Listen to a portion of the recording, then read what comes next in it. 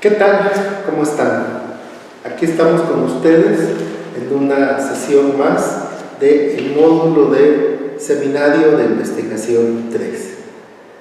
Y bueno, haciendo un poco de resumen de lo que hemos estado viendo y trabajando en este seminario, pues podemos hablar de diferentes momentos, diferentes temas que hemos ido abordando. Recuerden ustedes que empezamos realizando todo lo referente a lo que es la investigación documental, cuáles los aspectos importantes de la investigación documental, cuáles son los criterios que debemos de tomar en cuenta para hacer una investigación documental, que independientemente de la modalidad que se escoja, tenemos que hacer este trabajo de revisión de documentos. También recuerden ustedes que hablamos de los diferentes tipos de documentos que hay, los documentos impresos, los documentos electrónicos, los documentos gráficos, los documentos audiovisuales, que todo esto son documentos en los cuales nosotros vamos a poder encontrar información importante y relevante para el trabajo de investigación que estemos realizando, ¿sí? Hablamos de las fuentes primarias, de las fuentes secundarias, hablamos también de la importancia de la autenticidad de los documentos, de la credibilidad de los mismos, de la representatividad que un documento debe de tener y de cuál es el sentido que ese documento da o va a dar al trabajo que estamos realizando, ¿sí? También, bueno, aquí recuerden ustedes que hablamos de cómo debemos de evaluar un texto, que comentamos que se debe de evaluar en dos niveles, ¿sí? En un sentido intencional, que esto tiene que ver con qué cosa es lo que el autor nos pretende transmitir, y en un sentido recibido, es qué es lo que la audiencia entiende a partir de que lee, escucha o ve tal o cual documento. Bueno, también hablamos de los tipos de investigación documental, hablamos en otro momento también de los niveles de profundidad que podemos tener ya en nuestra investigación, específicamente cuando estamos haciendo un trabajo de tesis. Recuerden ustedes que hablamos de estudios exploratorios, estudios descriptivos, estudios correlacionales y estudios explicativos. Y bueno, pues hoy vamos a hablar de algo también importante y conveniente para cualquier tipo de documento. Y me estoy refiriendo específicamente a lo que se denomina estado del arte.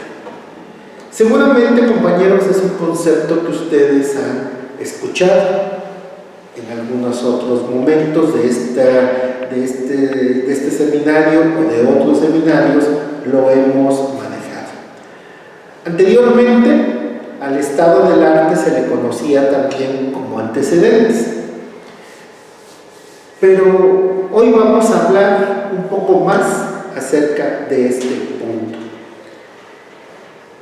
Y al respecto tenemos la responsabilidad de saber y de conocer qué es el estado del arte. Como dice aquí, es una primera acción en el campo de la investigación. ¿Quién va a realizar esto? El investigador mismo. ¿Y de qué se trata? Tenemos que hacer una búsqueda importante, una búsqueda exhaustiva de investigaciones relevantes, como dice ahí el documento, que se hayan realizado con anterioridad y que tengan relación con el tema que a nosotros nos interesa investigar. ¿Por qué es importante esto? Lo vamos a ver más adelante. Y entonces, ¿para qué nos sirve? Entre otras cosas, podemos nosotros tener información actualizada. Y hay ciertos puntos y ciertos aspectos que nosotros debemos de considerar en este sentido. ¿Cuál es el estado del desarrollo histórico del tema de investigación? Esto es muy importante, sobre todo cuando estamos haciendo una tesis doctoral. Debemos de tener muy claro estos aspectos y estos elementos.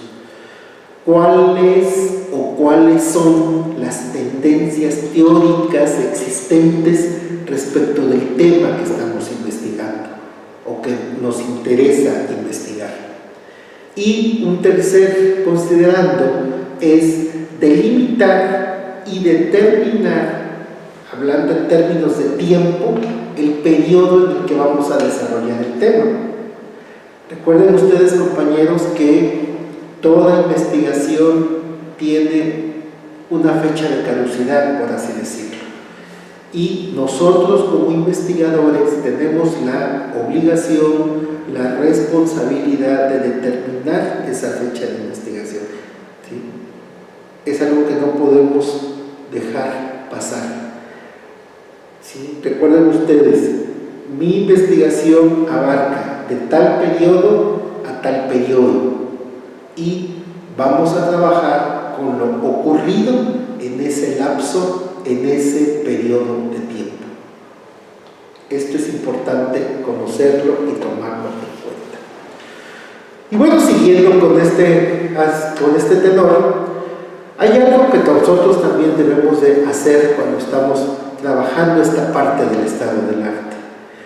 Y es que el estado del arte tiene que cubrir dos fases.